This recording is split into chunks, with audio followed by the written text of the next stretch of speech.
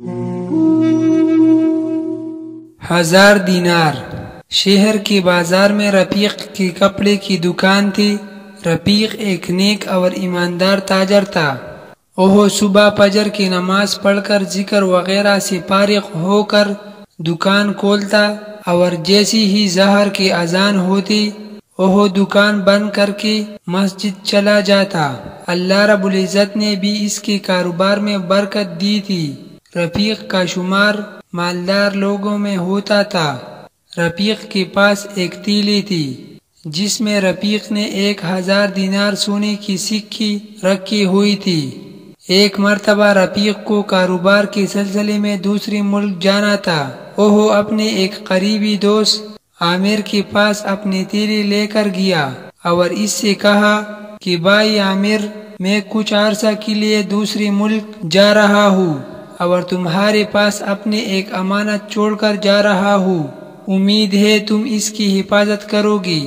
میں واپس آ کر تم سے یہ امانت لے لوں گا۔ یہ کہہ کر رفیق نے 1000 دینار سونے کی سکھی سے بھری تیلی عامر کے حوالے کر دی۔ عامر نے وہ تیلی حفاظت سے اپنے پاس رکھ لی۔ رفیق اپنے سفر پر روانہ ہو گیا۔ دن گزرتی گئی۔ رفیق کو گئی ہوئی کئی سال ہو گئی۔ اب عامر کے دل میں شیطان نے وسوسہ ڈالا۔ اس نے سوچا کہ کیوں نہ میں اس ہتھیلی سے دینار سونے کی سکھی نکال کر درہم چاندی کی سکھی ڈال دوں۔ رفیق واپس آ کر اگر پوچھے گا تو میں جھوٹ بول دوں گا کہ تم نے مجھے یہی دیا تھا۔ میں نے اس تیلی کو کھول کر بھی نہیں دیکھا۔ اور عامر نے اسی طرح کیا۔ تیلی سے دینار نکالی اور ان کی جگہ درہم رکھ دی۔ کچھ عرصہ کے بعد رفیق واپس آ گیا۔ وہ عامر کے گھر گیا۔ عامر اس سے بہت اچھی طریقے سے ملا اور سکوں سے بھری تیلی رفیق کے حوالے کر دی۔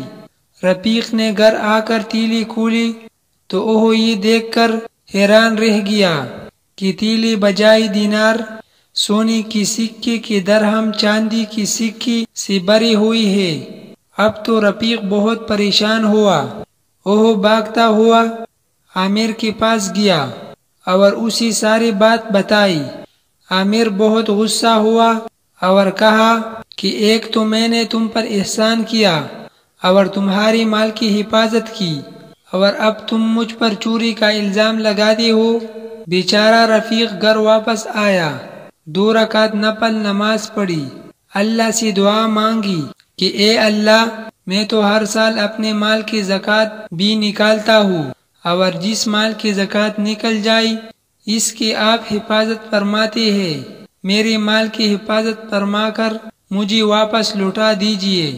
اور اللہ کا نام لے کر عدالت پہنچا اور قاضی صاحب جج کو سارا واقعہ سنایا۔ قاضی صاحب نے عامر کو بلایا اور اس سے پوچھا کہ رفیق نے تمہارے پاس امانت کتنے سال پہلے رکھوائی تھی؟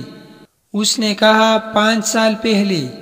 اب قاضی صاحب نے تیلی کھولی اور سکوں کو باہر نکالا اور عامر سے کہا کہ تم کہتے ہو کہ یہ سکھی رفیق نے تمہارے پاس 5 سال پہلے رکھوائی تھی، جبکہ ان سکوں پر ان کے بننے کی تاریخ 2 سال پہلے کی لکھی ہوئی ہے۔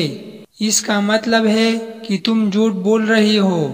اب جلدی سے رفیق کا مال اس کے حوالے کر دو اور سزا کے لیے تیار ہو جاؤ۔